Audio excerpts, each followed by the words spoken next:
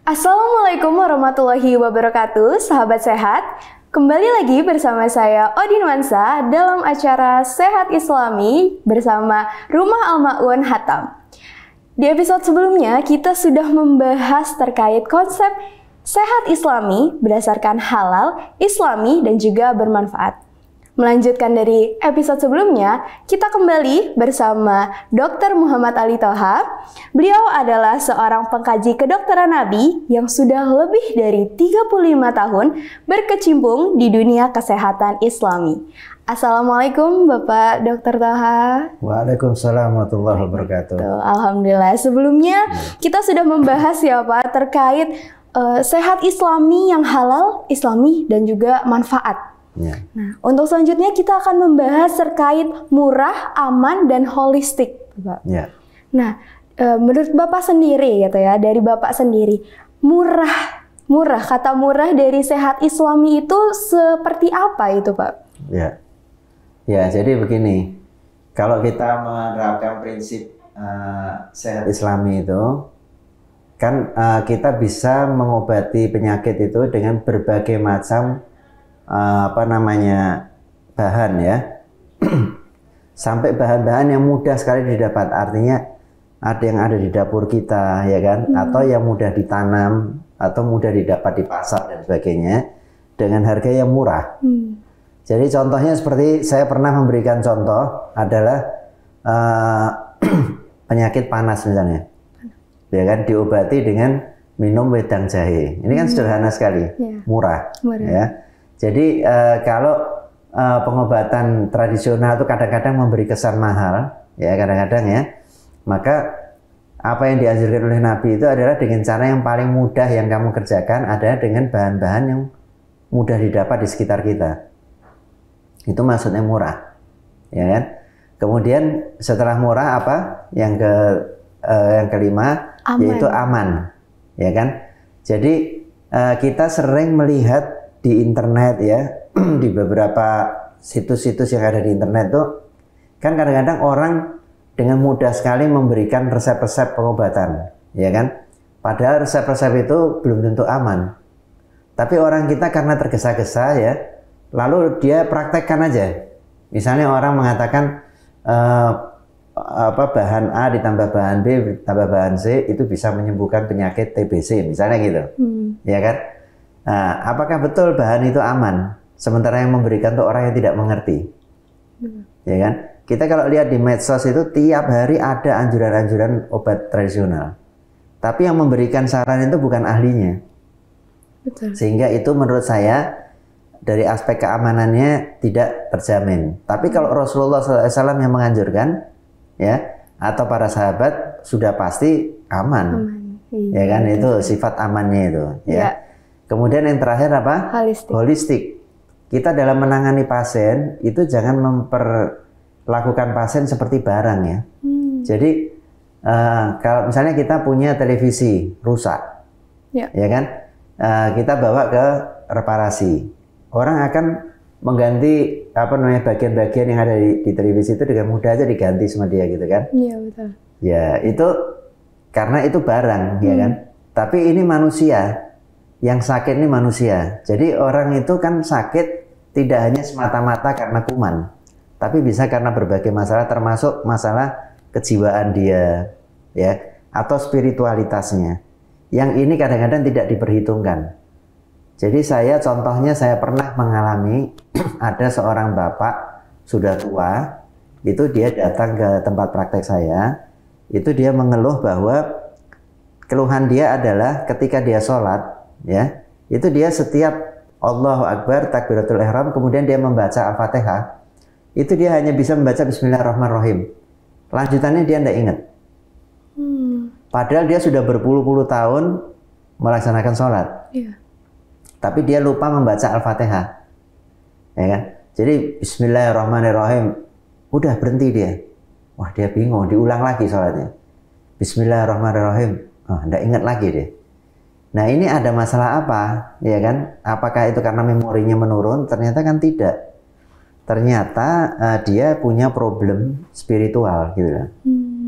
Nah, jadi makanya dalam menangani pasien itu kita tidak bisa hanya memperlakukan pasien itu seperti mengganti onderdil yang rusak, ya, tapi kita harus melihat pasien itu secara utuh, yaitu sehat itu adalah fisiknya, jiwanya, ya, kemudian spiritualnya dan sosialnya. Mungkin dia ada gangguan sosial seperti Bapak ini, ternyata ada gangguan sosial, ya kan? Maka ketika gangguan sosial itu kita benahi, dia bisa kembali mengingat membaca Al-Fatihah. Ya. Gitu loh. Baik. Jadi itulah ya Pak gambarannya dari murah, holistik, aman dan holistik kita sendiri tadi tiga gitu, ya. Nah Pak, tadi berbicara soal murah, terkait murah ya. Mungkin banyak dari sahabat sehat yang masih berpikir, wah obat tradisional belum tentu belum ada kajiannya, belum ada risetnya dan lain sebagainya gitu lah. Yeah. Apalagi di kata murah itu tersebut Pak, kadang ada yang aduh kalau murah terkesannya sepertinya tidak efektif gitu. Nah, tanggapan Bapak terkait pemikiran seperti ini tuh seperti apa, Pak? Ya, pertama tentang pengobatan tradisional itu sejauh mana manfaatnya ya, kan tadi. Nah, kalau kita mendapatkan saran dari orang yang ahli, yang mengerti, ya insya Allah itu sesuai dengan pengalaman empirik dia, bahwa obat itu memang memberikan manfaat. Obat A itu bisa untuk penyakit X misalnya, ya. Karena memang kalau obat tradisional itu empirik ya, jadi bukan berdasarkan penelitian protokol barat, tidak bisa, ya kan, dengan berdasarkan pengalaman para ahli pengobatan tradisional. Kalau orang tidak ahli pengobatan tradisional, dia menganjurkan, ya otomatis kalau saya tidak bisa diterima sebagai sesuatu yang bisa dipercaya gitu loh. Jadi belajarlah dari orang yang mengerti tentang obat tradisional itu gitu loh. Baik. Ya kan? Nah, dan kalau soal harga mahal, ya kita kalau kita mau minta itu berupa obat dan obat kapsul yang ada dijual di toko-toko obat, ya tentu ada ongkos membuatnya, harga menjadi lebih mahal daripada kalau kita bikin sendiri. Kalau kita mau murah ya kita campur-campur sendiri. Campur-campur sendiri, kita mencari tahu sendiri. Ya kita pelajari, kemudian kita campur-campur sendiri, itu tidak mahal, murah. Baik, gitu, ya. Baik sahabat sehat, pembahasan yang sangat menarik ya. Mungkin nanti kita akan lebih mendalam lagi Pak, kita akan bahas lagi lebih mendalam, tetapi setelah commercial break berikut ini.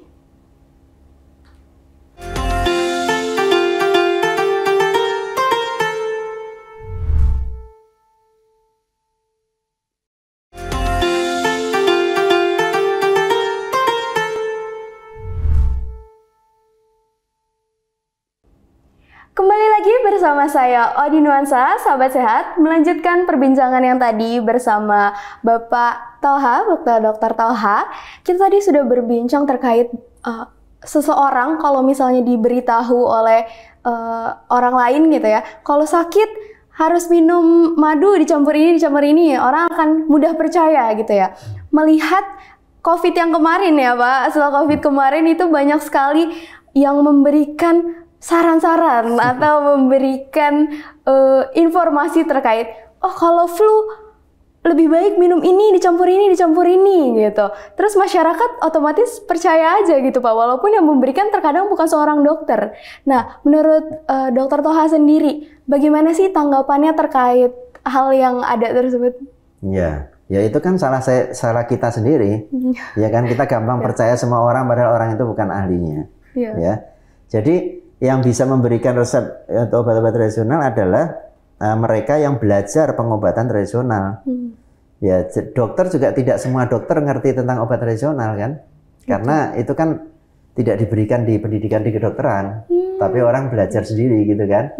Nah, jadi orang ahli pengobatan tradisional yang dikenal sama masyarakat, itu dia yang bisa memberikan saran-saran tentang pengobatan tradisional. Nah, itu bisa kita dengar dan kita praktekkan. Tapi kalau setiap orang ngomong, kadang-kadang tetangga sebelah rumah kita juga ngasih saran-saran gitu kan. Sakitnya apa? Diabetes. Oh, kalau diabetes tuh kalau saya biasanya saya minumin ini, tambah ini.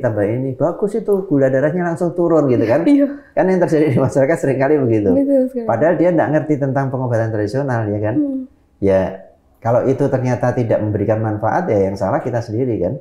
Betul sekali. Kenapa? Gimana caranya agar sahabat sehat gitu mengetahui gitu bahwa ya memang ini sebenarnya yang aman digunakan dan memang sebenarnya obat-obat ini tuh memang sangat bermanfaat gitu. Selain tadi kan mungkin aku sudah berbicara terkait yang banyak yang menyampaikan dari yang bukan ahli sampai yang hanya sekadar masyarakat biasa gitu. Yeah. Nah, gimana sih caranya agar sahabat sehat bisa menyaring hal tersebut gitu? Ya, jadi yang pertama bahwa kita harus mencari referensi-referensi yang jelas, yang dinyatakan oleh orang yang memang mempelajari pengobatan tradisional, gitu kan? Bukan semua orang, tidak semua orang mengerti tentang obat tradisional. Ya kita melihatnya dari orang-orang yang populer di masyarakat. Jadi kayak misalnya ini mohon maaf saya sebut nama tapi enggak apa-apa ya. Jadi kayak misalnya dulu ada namanya Prof. Hembing. Itu beliau adalah memang ahli pengobatan tradisional. Dia belajar secara baik, kemudian dia praktek. Dikenal oleh masyarakat secara keseluruhan, ya kan? Maka kita kalau dengarkan sarannya dia itu bagus, bisa diterapkan. Ya. Tapi kalau ada orang yang tiba-tiba datang sama kita memberikan saran-saran atau menulis di medsos misalnya, ya kan? Apalagi yang anak muda-muda itu kan kadang-kadang, wah gue punya pengalaman nih, kemarin ada adik gue sakit ini dikasih obat ini ternyata bisa sembuh. Nah itu kan dia kan hanya kebetulan. Apakah betul bahwa obat untuk penyakit itu obatnya ini? Ya harus datang ke pengobat tradisional, gitu kan? Iya, betul. Dan sekarang ini di Indonesia juga banyak pengobat tradisional yang praktek gitu. Bisa Anda datang ke mereka untuk sekali lagi harus orang yang memang dikenal secara luas, dia pandai dalam mengobati menggunakan herbal. Gitu loh. Nah, sepengalaman Bapak gitu kan udah sangat lama gitu 35 tahun, Pak. Bagaimana sih cara meyakinkan para pasien yang sebelumnya Bapak tangani terkait si sehat Islami ini sendiri ataupun pengobatan herbal itu sendiri? Ya. Jadi kalau saya biasanya karena saya dulu punya klinik praktek khusus pengobatan Islami ya. Ya, jadi setiap pasien yang datang itu pasti kita periksa dulu, ya kan. Kemudian kita cari diagnosisnya sebenarnya apa penyakitnya ini dengan pendukung-pendukung laboratorium, foto dan sebagainya ya. Setelah itu dapat, kita pastikan oh ini penyakitnya X. Kemudian kita kasih tahu bahwa ini penyakit ini kira-kira membutuhkan pengobatan selama sekian bulan, ya kan? Dan obatnya yang diberikan adalah A, B, C, D. Harus tahu pasiennya. Jadi jangan ramuan-ramuan yang disembunyikan. Ya kan, ada orang-orang yang punya orang praktek tradisional tapi dia punya ramuan-ramuan yang isinya apa enggak jelas. Ya, betul. Nah itu jangan mau, harus tanya ini isinya apa. Karena kita khawatir nanti isinya itu ternyata barang yang haram ya. Jadi itu harus dipastikan ini isinya apa. Kemudian setelah kita jelaskan kepada pasien bahwa nanti reaksinya akan begini dan biasanya ada manfaat setelah dipakai selama sekian lama. Ya. Harus dikasih tahu. Jadi bukan unlimited. Artinya pokoknya ini saya kasih obat, ini obatnya bagus, diminum aja. Berapa lama? Oh saya enggak tahu. Karena semua itu yang menyembuhkan Allah. Ya betul, semua yang menyembuhkan Allah. Tapi sebagai seorang pengobat, kan dia punya pengalaman. Betul. Kalau memang dia biasa menggunakan obat itu, dia pasti bisa mengira-ira. Oh ini biasanya pasien saya itu sekian lama dia bisa sembuh. Atau bisa berkurang keluhannya dan sebagainya. Sehingga pasien bisa memonitor dirinya sendiri kan. Oh iya betul ini ada perkembangan jadi lebih bagus. Oh berarti ini obat bisa dipercaya. Maka orang akan datang lagi kontrol gitu kan. Kontrol dikasih obat lagi dan seterusnya gitu.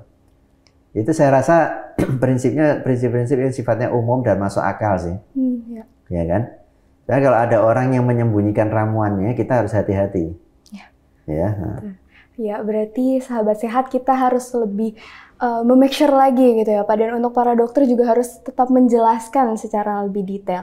Mungkin sahabat sehat kita akan bahas lebih lengkapnya nanti setelah commercial break berikut ini.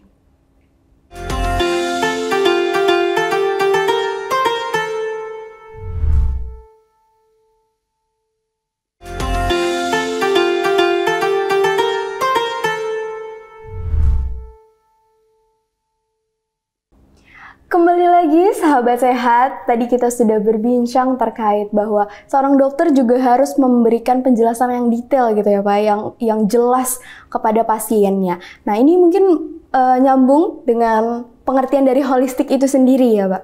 Nah sebenarnya garis besarnya pengertian dari holistik dalam sehat Islam itu apa sih Pak? Ya, jadi holistik itu artinya penanganannya itu lengkap ya, bukan hanya satu aspek tapi 4 aspek.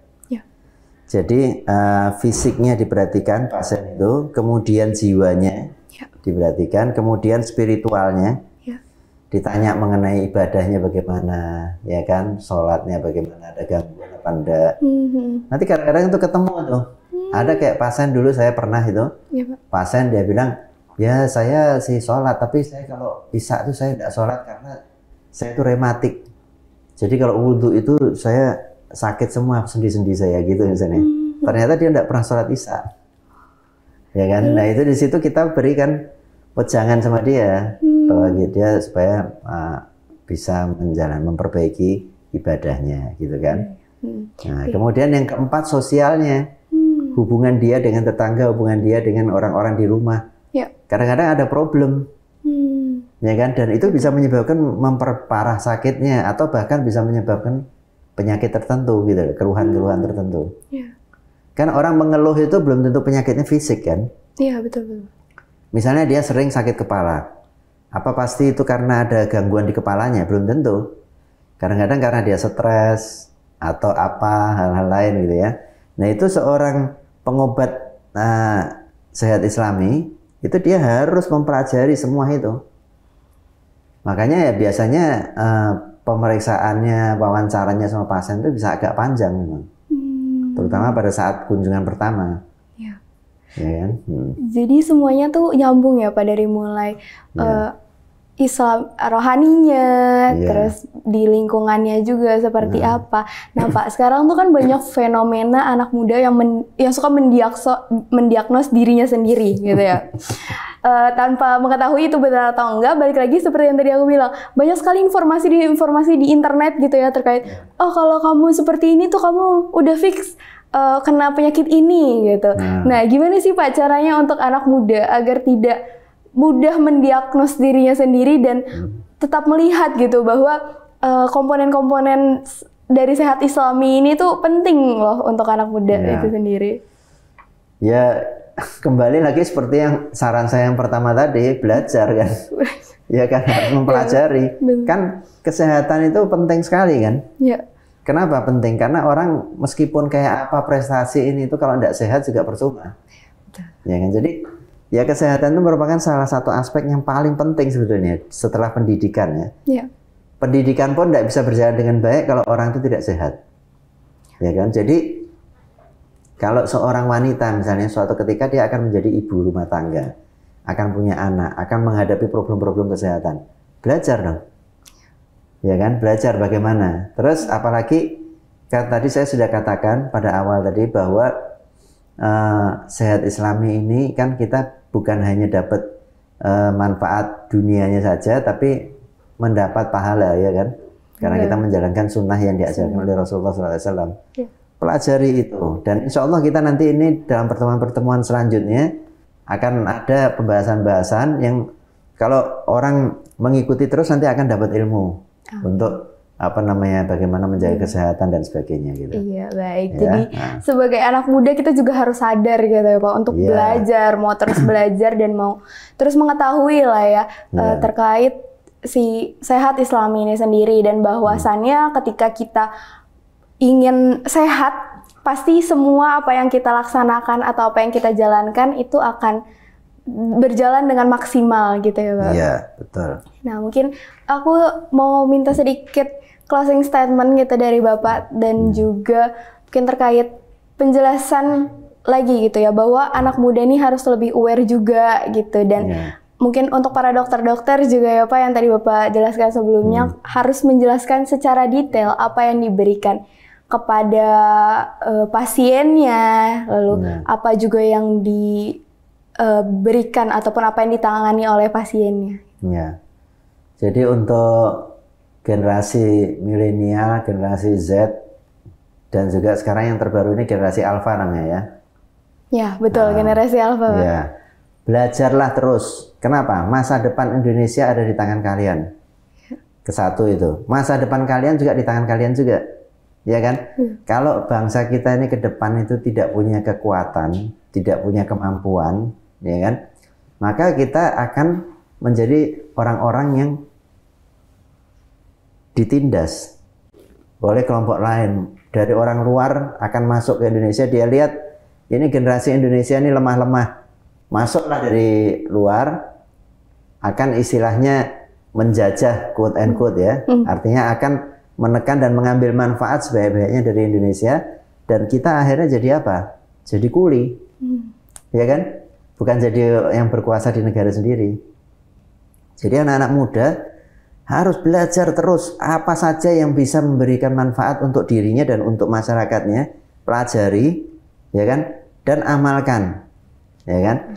Dan jangan tergesa-gesa mengambil kesimpulan. Seperti tadi itu kan? Iya, betul, Pak. Kalau kamu sakit kepala di sebelah depan, oh berarti otak depan ini rusak. Iya. Kalau sakit kepala di dekat telinga, oh berarti telingamu harus dioperasi. Ya kan? Itu kan kok mudah sekali orang menarik kesimpulan begitu itu, padahal orang di kedokteran tuh belajarnya aja untuk jadi dokter umum aja 7 tahun. Iya, lama ya, Pak. Iya, habis itu mau ngambil spesialis lagi 4 tahun. Waduh, ya kan? iya. Di samping itu butuh pengalaman, itu pun kadang-kadang masih belum bisa mampu cepat menarik kesimpulan. Jadi belajarlah terus supaya tidak mudah menarik kesimpulan dan supaya bisa memberi manfaat dan mendapat manfaat untuk diri sendiri. Baik, kayak itulah pesan untuk anak muda sekarang gitu ya.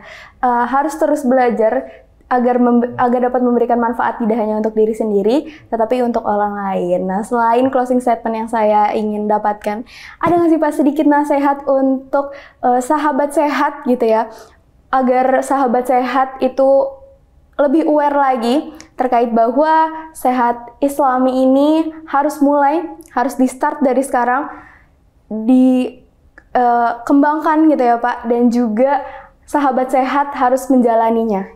Ya, ya jadi kita semua ya terutama generasi muda juga kan itu pelajari mengenai sehat Islami ini, kemudian di samping mempelajari terus dipraktekkan, bukan hanya sekedar belajar aja, bukan sekedar membaca buku, tapi dipraktekkan. Wong itu mudah sekali kok di rumah bisa dikerjakan, bisa dipraktekkan dan itu tidak membutuhkan peralatan-peralatan yang ini tidak.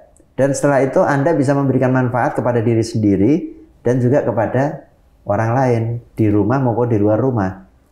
Oleh karena itu belajar nanti di dalam program-program kita ini nanti akan banyak sekali menjelaskan tentang itu, boleh dipelajari, boleh dipraktekkan. Samping itu beli buku, ya kan, cari buku-buku yang ada di toko buku, cari informasi dari orang-orang yang pantas didengar informasinya. Jangan hanya semua informasi langsung dimasukkan dalam memori kita gitu. Ya. Ya. Baik, terima kasih Bapak Dr. Talha, informasi yang sangat luar biasa. Jadi sahabat sehat harus tetap terus belajar dan tetap terus menyaksikan Sehat Islami bersama Rumah Al-Maun Hatam, karena nantinya ke depannya akan ada informasi yang tidak hanya akan bermanfaat untuk diri kita sendiri, tetapi juga untuk masyarakat luas lainnya. Tak terasa sudah 30 menit kita berbincang-bincang. Saya sebagai pemandu di acara hari ini, saya ingin izin untuk pamit undur diri. Wassalamualaikum warahmatullahi wabarakatuh. Waalaikumsalam.